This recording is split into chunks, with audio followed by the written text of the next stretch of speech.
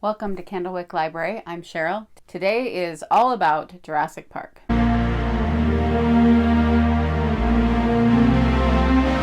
One of the things I was most excited about this year with my focus on my Jurassic Reading Challenge and Michael Crichton in particular was to do a reread of The Lost World. But then I asked myself, as many of you know who watch my videos, if I should just read Jurassic Park again, even though it had not been that long since I read it. And I decided that I was going to because I really wanted to. And I decided it had been long enough. And it would be fun to do a video where I really went deep into everything about the book and then compared it to the movie. So this will probably be broken up into two videos. One where I'm talking about the book and one where I'm talking about the movie a little bit more. I'm going to really be spoiling everything. If you haven't read Jurassic Park by Michael Crichton, you will not want to watch this unless you do not care about being spoiled about characters, plot lines, everything. So I'm going to be going chapter by chapter of things that stood out to me, things that I thought about and wrote down in my little dinosaur notebook while I was reading it. And then in the movie one, I will kind of talk about the things that changed in the movie and why they changed, if I wish that they wouldn't have or not, which things I wish had been in the movie, etc. So hopefully this will be enjoyable to any of you who love Jurassic Park the way I do. Jurassic Park starts out with that introduction to the science so that we can really get a feel for what is going on in the book, and it will feel more realistic. Whether it is or not, I'm starting to think it might be something that could actually happen, but who knows. He immediately is bringing us into the science, and this is something Michael Crichton does quite often in his books and does well, because I feel like he can write the science without it feeling too dry. That will actually be something that I will address as I go through the year, and I'm rereading a lot of his books because I think there are some that he wasn't doing that as well, but I just don't remember until I reread it. But in this one, I think he does it very well. And this was something that really struck me right from the get-go, because he said, "Suddenly it seemed as if everyone wanted to become rich." And a couple paragraphs later, he says, "There are very few molecular biologists and very few research institutions without commercial affiliations." And I think that Michael Crichton was ahead of his time in a lot of ways. That's something that the first time I read this book, it wouldn't have stuck out to me as much. It wouldn't have meant as much to me as it does now in 2026, because I feel like in my lifetime, I have watched that become something that is more and more apparent, where science, to me, growing up, as I learned about science, there were the things that were universally acknowledged as this is what the grand majority of people are saying is fact. However, there is some nuance to it. You can ask questions. You can, play with it a little bit, because that was the whole idea of science. It was the scientific method, and we were asking questions. It was about learning and growing, and that sometimes science can change as we learn more. And I have felt in the past few years especially, science has become almost a person. It has become trust the science, as if it was something that is always unchangeable, that has never changed in our history, as if whatever we're being told right now is unarguable fact, and that you're not allowed to ask questions about anything. And I think for some people this comes from a good place, a place where they really do believe something, and so they're afraid of what might happen if people are questioning it or arguing against it. But that, to me, is the whole point. It comes from a place of fear.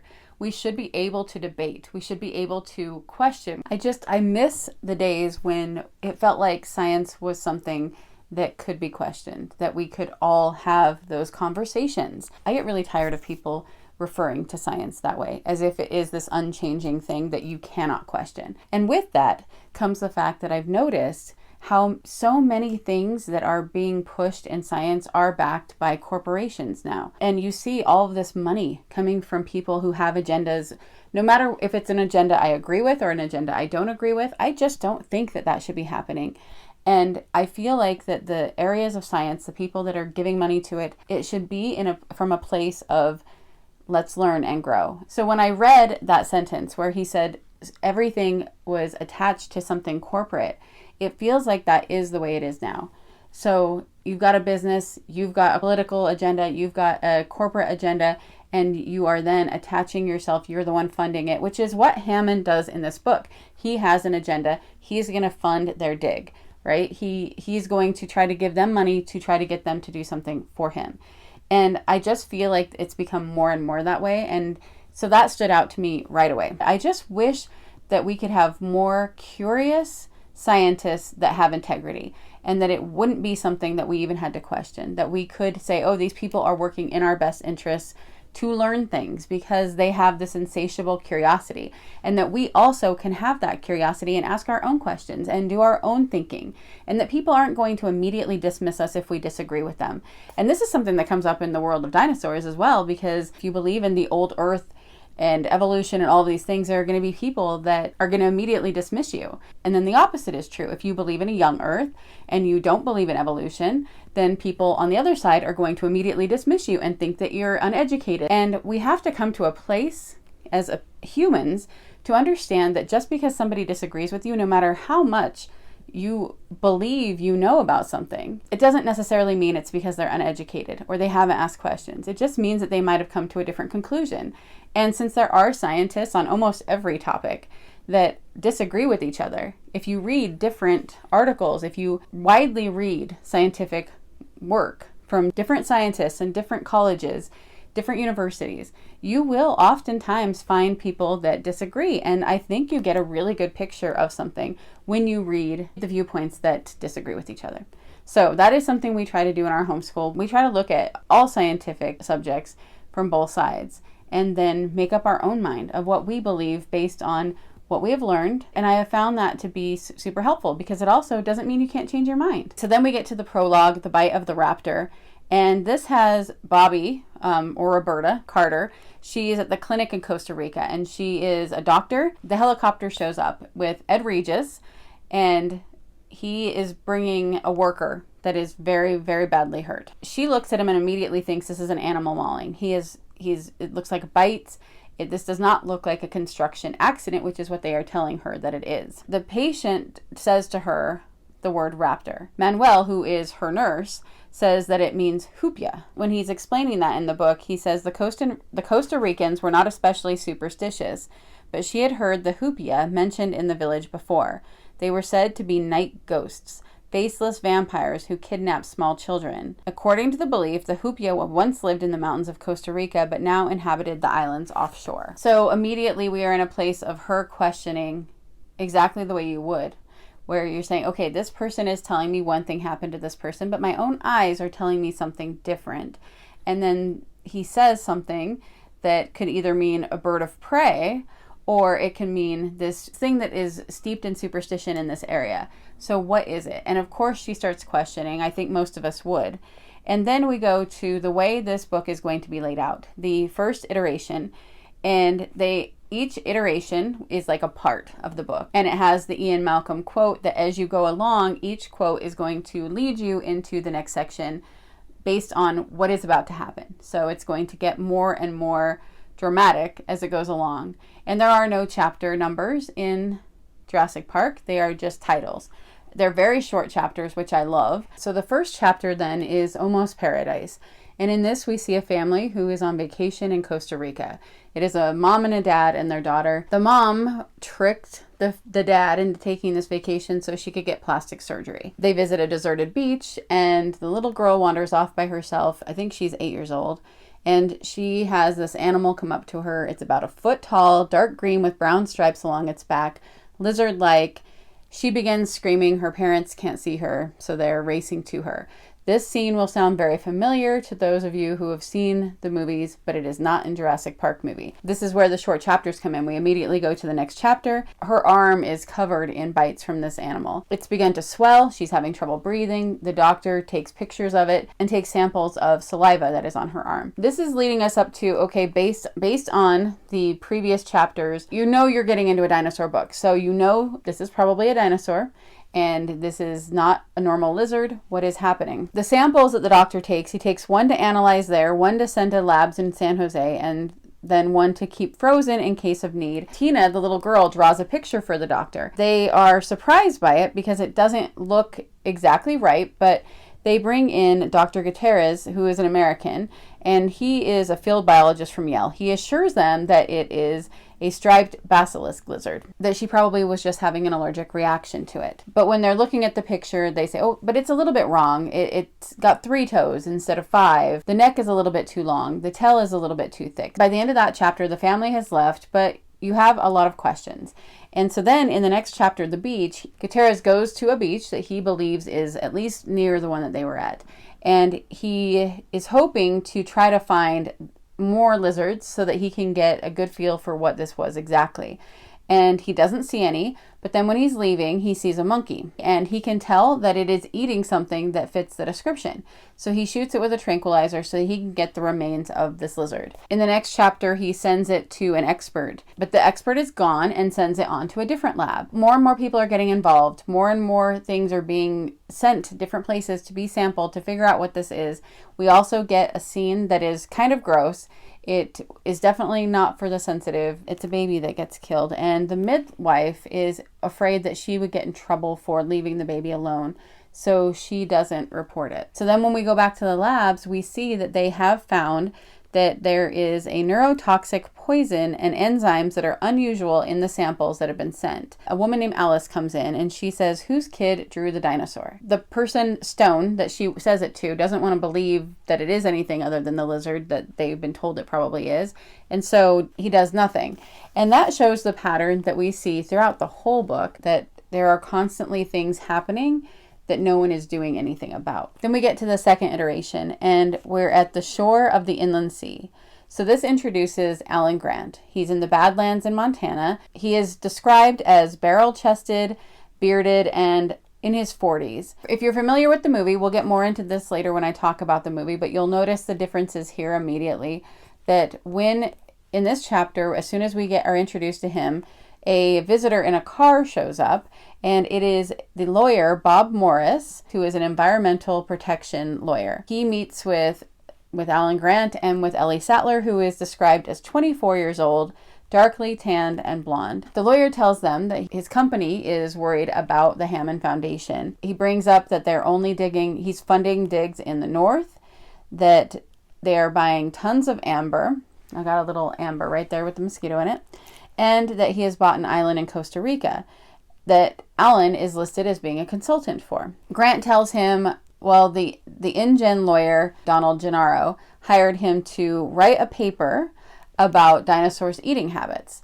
And so that was his entire contribution to this island project. Throughout this chapter, we learn about Dodgson and his criminal past with going into different companies and doing unethical things. So we get a foundation for that character for later. And then we also have Alice calls Dr. Grant to try to get him to tell her about this drawing. And so she tells him that she's going to send him a fax of this so-called lizard. Grant and Sadler see right away, this is not a lizard. In fact, Grant immediately says this is a Procompsognathus. I don't know if I'm saying that dinosaur correct. I'm going to try to refer to it as a compy because that is how I learned it the most. But he did say that even people familiar with dinosaurs don't usually know that particular dinosaur. I know that when I read Jurassic Park and saw it for the first time, that was my introduction to the compy.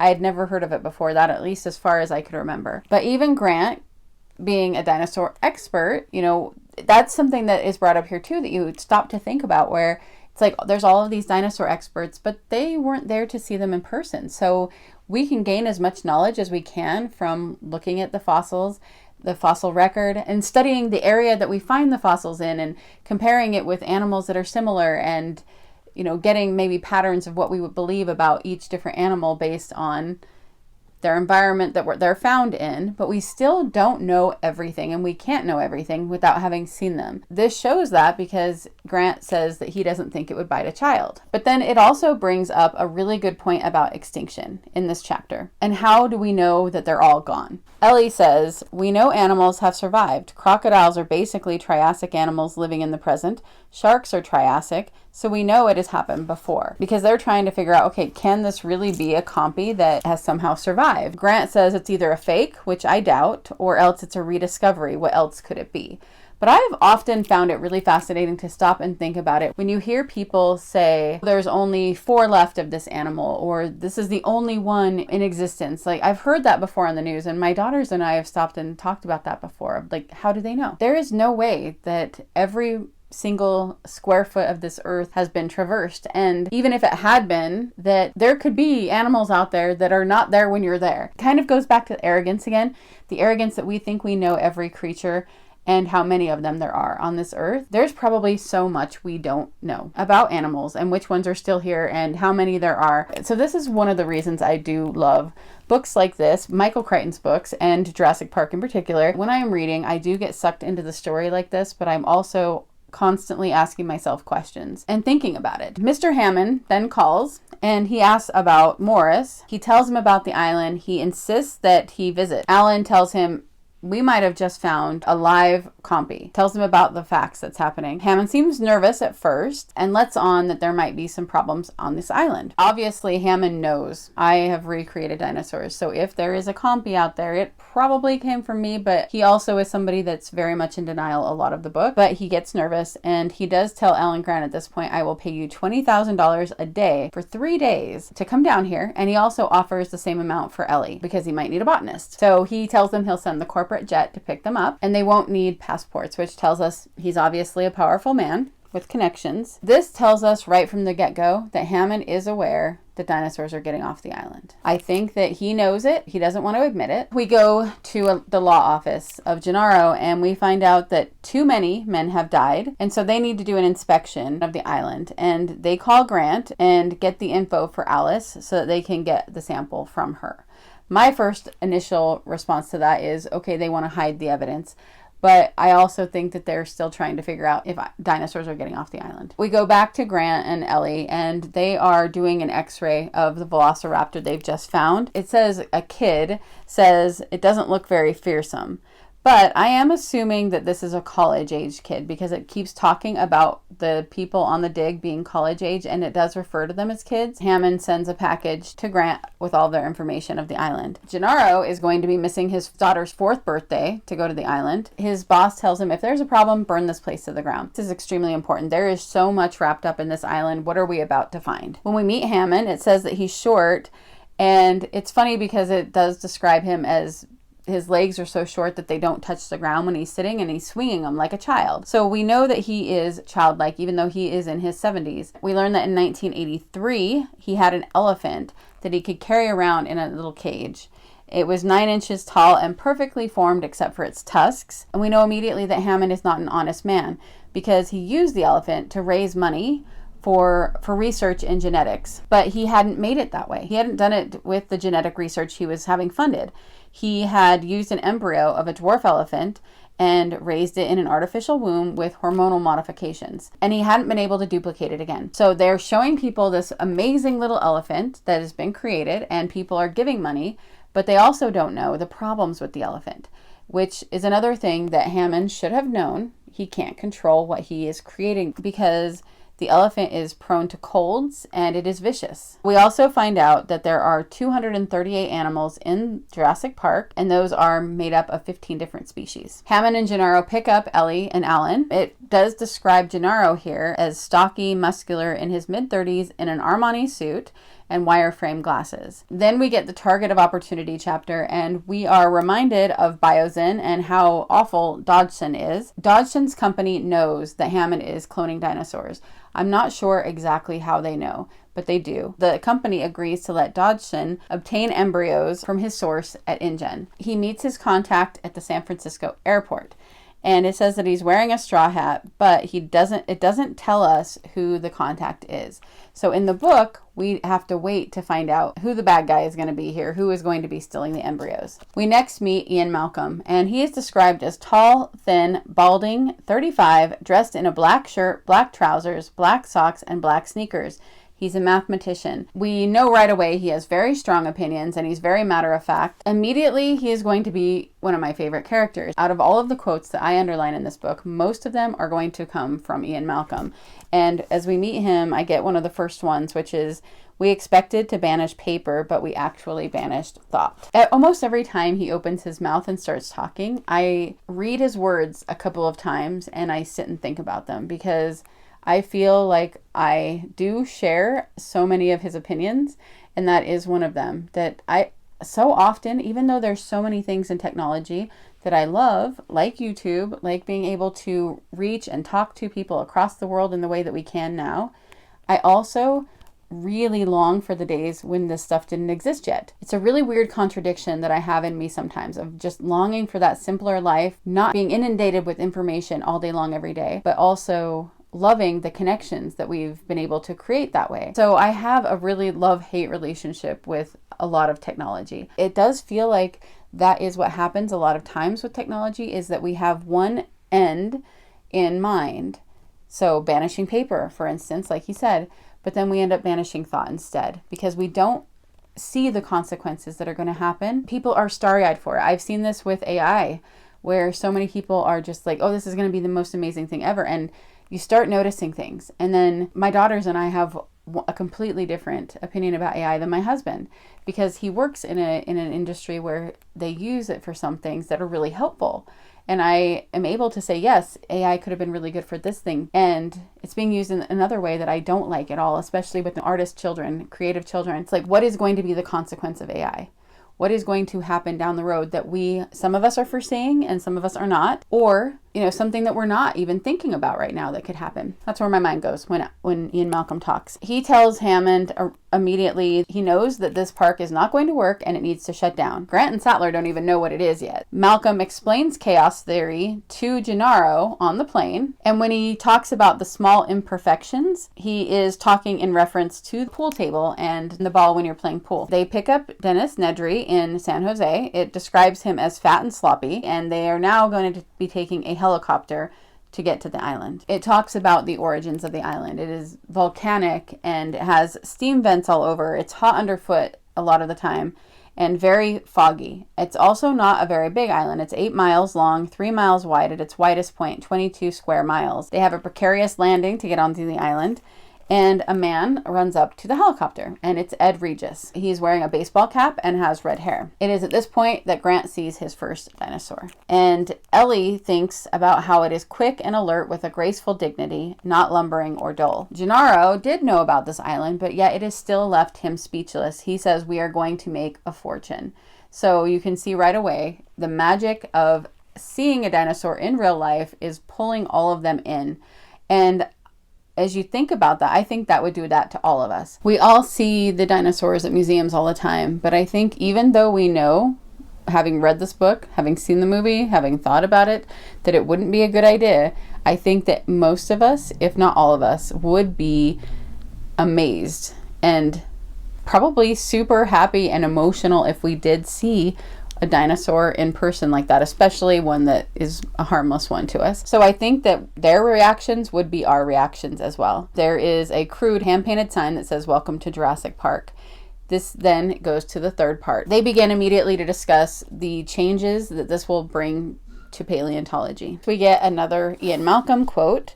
"The story of our species," Malcolm said, laughing. "Everybody knows it's coming, but not so soon."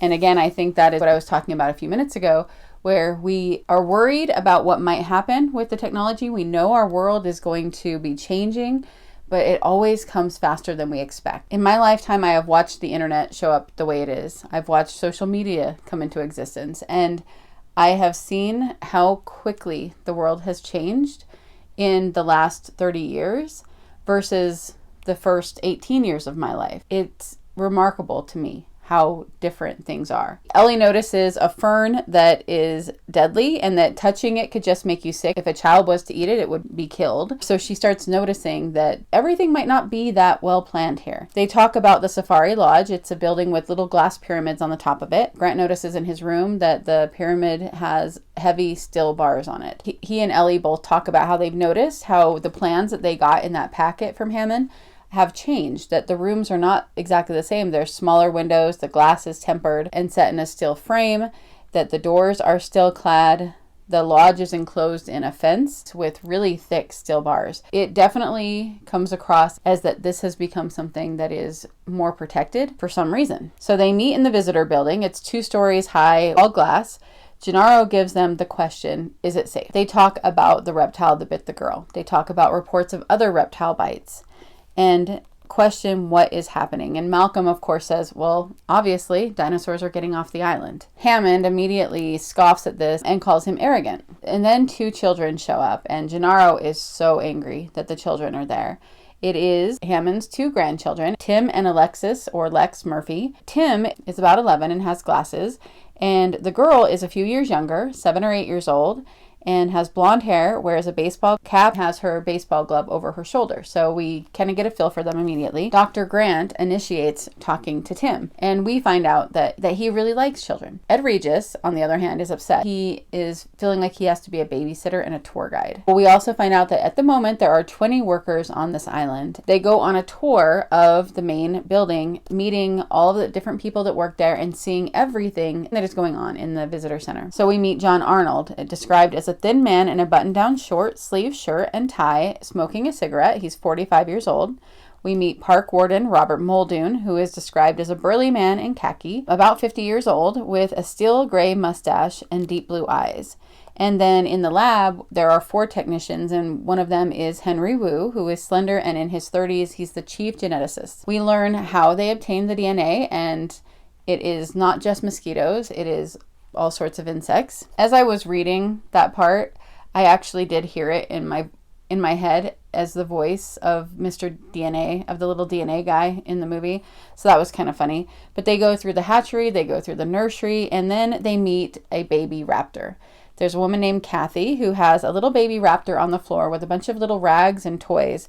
She says it's 6 weeks old, and it jumps right into Tim's arms, and Tim is playing with this little baby raptor. Malcolm again brings up the compies and asks how many there are. Wu says that they made a lot of them, but that there is no way that they left the island because, 1, the animals are counted by computer every few minutes, and then they would know if any of them went missing. And 2, the mainland is more than 100 miles away. He also describes the lysine dependency. They would go into a coma within 12 hours and die if they don't get lysine. Grant, finding out that they have raptors, wants to see the full-grown ones, and so they are taken to the raptor paddock, and 3 of the raptors try to attack them. While this is happening, Wu and Hammond meet in Hammond's bungalow, and we find out that Wu wants to get rid of all the dinosaurs. He says that they are too dinosaur-like. He feels like they're too quick, and he wants to slow them down to meet the perceptions of the people that would come and see it. And Hammond says, well, this is how they are, so this is what's real. And Wu argues they're not real. We've already changed them in the other ways that we've had to, so why not make them easier to control? But of course, Hammond won't listen. And he says, it's just a zoo, Henry. We know that Grant isn't very comfortable with computers, and so the control room makes him a little bit irritable.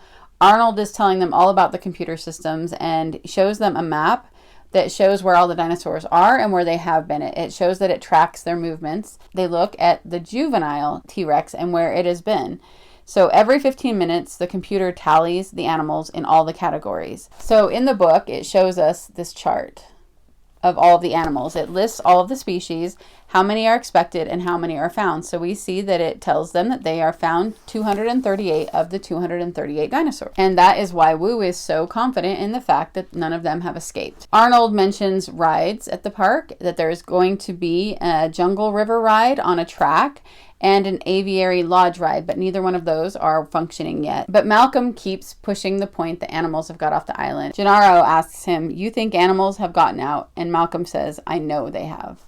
So yes, Malcolm is confident, and that is coming across to the ones that don't want to believe what he's saying as arrogant, but he sees it coming. He seems to be the only one who really sees it coming. Now they're going to go on the tour. They have Land Cruisers, and in one is Grant, Sattler, Malcolm, and Gennaro, and then in the second one is Lex, Tim, and Ed Regis.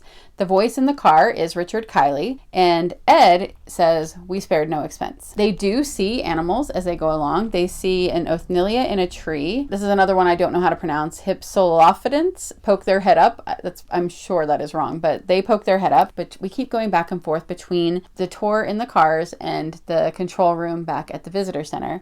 So Hammond and Arnold and Muldoon are in the control room watching their progress. Arnold is trying to tell Hammond the problems that are coming up, and Hammond doesn't care. Arnold says, first, Jurassic Park has all the problems of any amusement park: ride maintenance, queue control, transportation, food handling, living accommodations, trash disposal, security.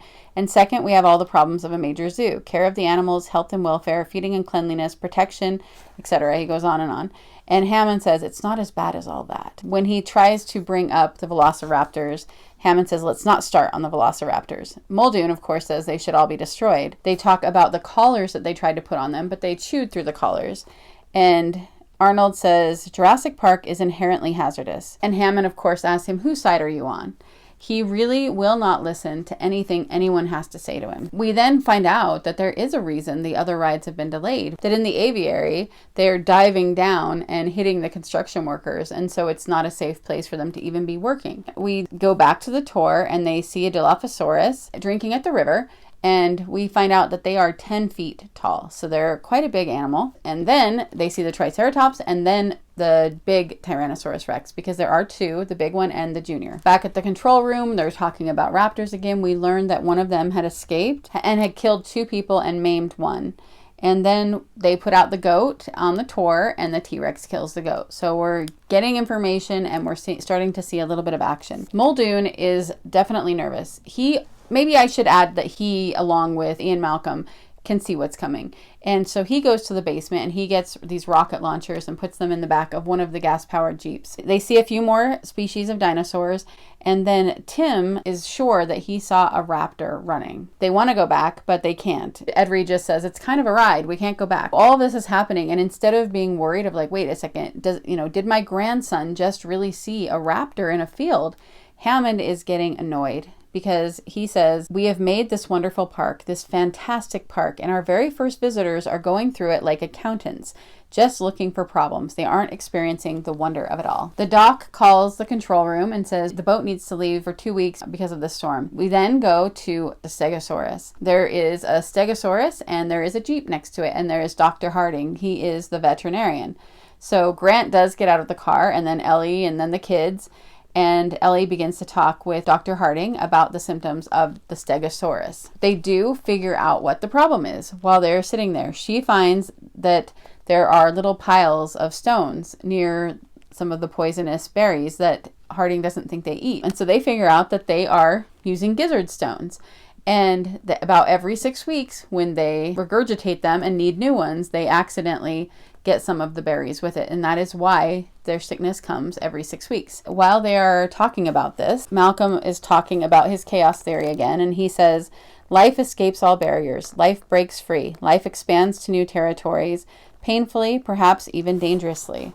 But life finds a way. I don't mean to be philosophical, but there it is. This is when Grant finds raptor eggshells. Malcolm goes back to the car. He tells them over the control to do one of the computer animal population searches. They do it again, and it shows the 238 out of 238, and Hammond is really smug about it. Everything accounted for, as always. He couldn't keep the satisfaction out of his voice. But then Malcolm, of course, is smart, and he knows what to do, and he tells them to look for a higher number. It's one of my favorite things in the book is when he does the charts. So he shows the chart of what they expect to find and what they find, and then we see each number as they start looking for more and more. And finally they look for 300, and 300 are not found. And of course Hammond says, yes, see, there's an error. It's not working properly. But the error is that there aren't 300, but there are more, and we see exactly how many more there are. It is found 292 dinosaurs when 238 were expected. And we see the areas that have more. The compies have quite a few more. The velociraptors have a ton more. I loved this part because I loved the out-of-the-box thinking. that you don't look for what you're expecting, look for what could be possible. We realize how dangerous the situation actually is. There are raptors running around. We know there are. And there are quite a few compies. And if they don't know how many, they didn't know that the animals are breeding, then we don't know how many have left the island. They figure out that they need to find the nesting sites. They start asking, well, how can they be breeding if they're all female? And he says, did you use frog DNA? I think it's Grant that asked that. We don't yet find out why he's asking that. But Ellie does ask to stay with Dr. Harding because she wants to help with the Stegosaurus. Gennaro, the lawyer, stays with them as well.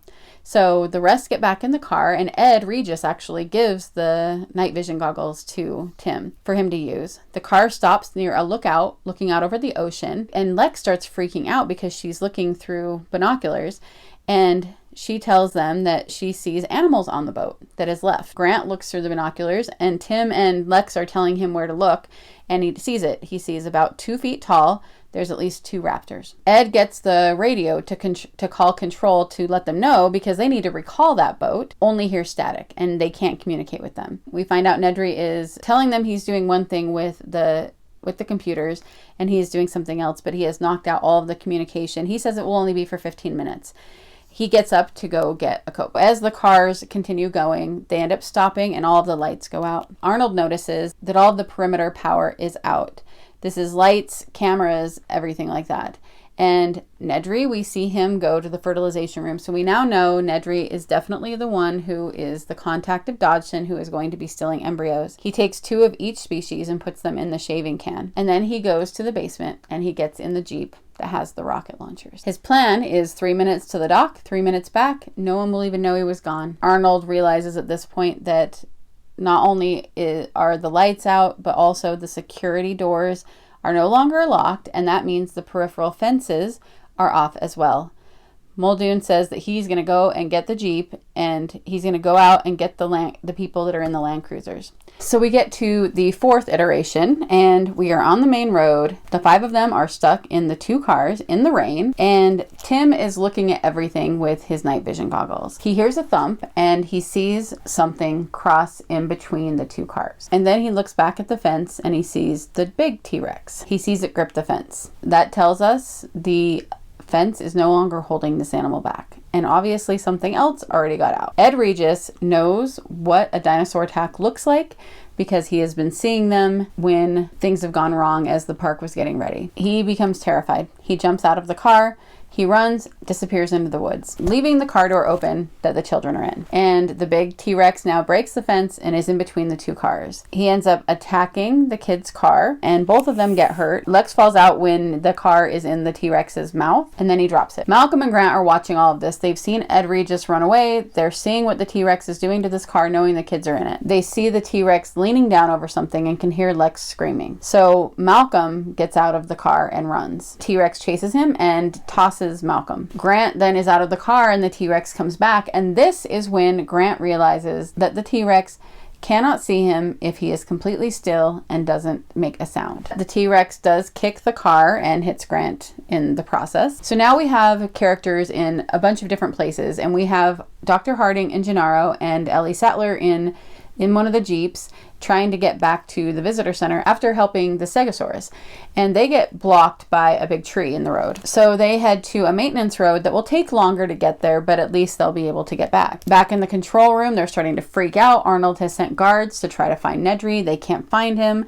Muldoon comes back and tells him somebody has taken the Jeep. And then we go to Nedry, and he is on his way to the East Dock trying to get those embryos to the person so that he can make all this money, but he misses the road, ends up at a dead end of a giant cement wall. He gets out to try to see where he's at, and he hears a hooting, and he knows that there is a dinosaur nearby. He runs, but he can hear it gaining on him. Just as he thinks he's going to make it to the Jeep, he sees that it has gone around and it has got there before him. It spits on him, and he gets the venomous goo on him. His skin begins to burn, and then his eyes, and he drops to his knees in pain, blinded. And then it kills him in a pretty gross way. Then we go back to the bungalow where Wu and Hammond are still hanging out. They're calmly having some ice cream and coffee. Hammond says that his only fear about the park is that he is too old to be able to live long enough to see the joy on the children's faces that come to visit. He begins already talking about expansion. They have a large area in Europe, an island in Guam, and he says that construction on the next 2 Jurassic Parks will start early the next year. So they're already having all of these problems, and instead of seeing what is happening at this park and realizing that this might not be something we want to do again, he's going ahead, guns a-blazing. He is ready to keep going. One of the workers in the lobby tells Arnold that he saw Nedry go into the garage. So they know he has taken the car. And then we go back to Harding and Ellie and Gennaro again, and they see some compies, and they're all heading one direction, which, since they're a scavenger, they believe there must be a dead dinosaur over here somewhere, so they go to follow it. And then we go back to the other group of people. Tim wakes up inside of the car. He is in a lot of pain everywhere. He throws up in the car, and he doesn't remember very much about what happened. He remembers the T-Rex, and then that's about it. He realizes that he is in a tree, so he has to climb down the tree as the car is also falling. After he has got to the ground, a Stegosaurus approaches him. What earlier had made him excited now has him terrified, and he throws rocks at it, yelling at it to get away. Tim goes in through the fence to look for the other car, to look for Lex, and he starts calling for her. And then back at the control room, Muldoon says, okay, I'm gonna distribute some radios to everybody so we can still communicate while the communication is down. But unfortunately, they forgot to charge the batteries. So that is also going to take about 20 minutes before they have any form of communication, even with the radios. Wu keeps thinking about what Grant said about frog DNA, and he's back in the fertilization room. He starts looking at the DNA and realizes that the only animals that had higher numbers than they were supposed to are the ones that had the frog DNA. And then we go back to Lex, and Lex is in a pipe. Tim finds her, and then they begin to call for Dr. Grant, and he answers. Thankfully, all 3 of them find each other. And then we go to Ed Regis, who had been the one to run away first from the T-Rex. He is hiding in a bunch of boulders. He's covered in leeches. We realize how much he's worrying about himself over everybody else, because not only did he run away without thinking of the children, but now he hears Lex screaming, but then he doesn't immediately go to try to find her either. So then he does get out of the rocks, and he starts walking up the hill. But then he changes his mind and decides to walk back to the visitor center because he doesn't hear her anymore, so he assumes that she really isn't alive. The kids now are with Grant. They start walking down the road as well. They see Ed down the road, but Grant pulls them to a tree and they hide. And the reason is because they see the junior T-Rex approaching Ed Regis. So Ed also tries to hide, so it waits for him to come back out to the road, and then it attacks him. Grant and the kids run. We already know that it described Hammond as childlike earlier, and childlike doesn't have to be a bad thing, but then we see that also is an immaturity in him, because when it goes back to the control and they're all trying to figure out what's going on and everybody's working, Hammond is getting so mad he's yelling and stamping his feet at Arnold as Arnold is inspecting the code. Once Harding gets back with the Jeep, then Muldoon and Gennaro go back out in that Jeep, try to find the cars because they don't know what's happened yet. Ellie stays behind at the visitor center. They do find the cars, and then they find the remains of Ed Regis. They also find Tim's watch, and based on the condition of the watch, they assume that he has taken it off, so he is not dead. And then they find the tracks and think that the kids are alive, and at least one adult. They just don't know who. They hear wheezing, and they find Malcolm. He has a tourniquet on, and they need to take him back immediately. They can't keep looking. Back at control, Hammond is now calm again, and he is the only one who is. He is in denial. Wu and Arnold have figured out what Nedry has done, that he's made a back door into the computer system, and so they're trying to figure out how to fix that. Muldoon and Gennaro get back with Ian. There is no doctor on the island. Harding is the only one, so they have a veterinarian, and that's it. And you'd think that with how many people had already been killed or hurt by dinosaurs before they even got to this point, that they would at least have a doctor on the island so they didn't have to fly over to Costa Rica. But no, they don't. It talks about Grant and the kids getting tired. It's late at night now. He is carrying Lex because she is so tired, and Tim begins to talk to him about his parents' divorce. Tim asks Grant if he is divorced, and Grant says no, that his wife died, and Tim says, but you're now with Dr. Sattler? And Grant says no, she's my student, and she's going to be marrying a nice doctor in Chicago sometime next year. They get to the fence, they climb over it with nothing happening, and they slide down into a moat and then go up to a field. They find a little maintenance shed, slip through the bars, and go in there so that they can sleep. We see that Arnold has finally figured out the code to get everything working again, and get the power back on. Malcolm is on a ton of morphine because he is in so much pain and he's in really bad condition. Ellie says, we need a helicopter. We have got to get communications up. We need to get him out of here. Muldoon is going out, working on the fences, trying to fix things, trying to get all the workers, herding animals back to where they need to be. We get a description of chaos theory using water on a hand, but it is Arnold explaining it to Gennaro. Hammond wants Muldoon to go get the T-Rex, but Muldoon refuses. They argue about guns and how Hammond wouldn't let him have guns that were powerful enough to take down the T-Rex. We go back to the shed and Grant wakes up. Lex is feeding a little baby Triceratops through the bars, and she has named it Ralph. But then the mom gets there and they wander off.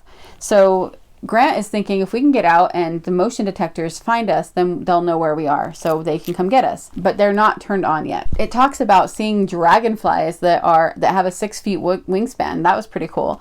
And then we find out that Arnold is still trying to get the phone lines working. And then we have the part where hadrosaurs are stampeding, and so Grant and the kids go up a tree to get away from them. They fall asleep again, and Grant wakes up to a hadrosaur eating leaves next to him. And they realize that these also can't see them if they don't move. Tim says that he is sure he saw a raft at the shed and that maybe they can take that down the river. There is no raft, but Grant does find blueprints and sees a way to get to the lagoon. And if they get to the lagoon, they can go down the river to get back. They start walking down a concrete road that he sees on the blueprints to get to the lagoon. He also finds a gun with tranquilizer darts. They've got a little bit of protection now. When they get to the end of it, the T-Rex is right there. It's right there at the end, asleep, but it has its eyes open. Grant decides he's going to go to the little area over by the lagoon and see if there is rafts. He goes in, he finds one, he inflates it, it's very loud, gets the kids to get past the T-Rex. It's very intense. They're so afraid, but they do get in the raft, they get out onto the lake, but then Lex begins coughing. As she coughs again and again, the T-Rex wakes up. The T-Rex plunges into the water after them. This is where we see that the T-Rex can swim and that it swims like a crocodile. Grant can tell that the T-Rex is going to gain on them before they get to the river, and then it will be more shallow and it will be easier for it to get to them. So he turns back around and starts going back past it. It goes under and comes up under them. Then the kill that the T-Rex had back where he was sleeping, the little T-Rex has come in and has started to mess with it. So big T-Rex gets mad, goes and leaves them alone to go defend his kill. So they get to the river, they start floating down the river, Grant falls asleep again, and this is where we get to the 5th iteration. And this is definitely going on longer than I thought it was going to, so I'm going to stop here and then I will come back with a part 2 starting at the 5th iteration. I would love to hear your thoughts so far on this part of the book. If you have not read it before and you're just getting all the spoilers from me, did anything surprise you? And if you have read it before, I would love to hear your thoughts on this part of the book. If you have any of the same thoughts about the science and Ian Malcolm, who your favorite character was at this point of the book. At this point, my favorites, I do love Grant and Ellie and Tim, and to an extent Muldoon, but Ian Malcolm was definitely my favorite. So let me know who your favorite characters were, what you were thinking about at this part, if up until this point, what your favorite things were, and just any thoughts that you want to give me about this part of Jurassic Park. And I will be back with part 2.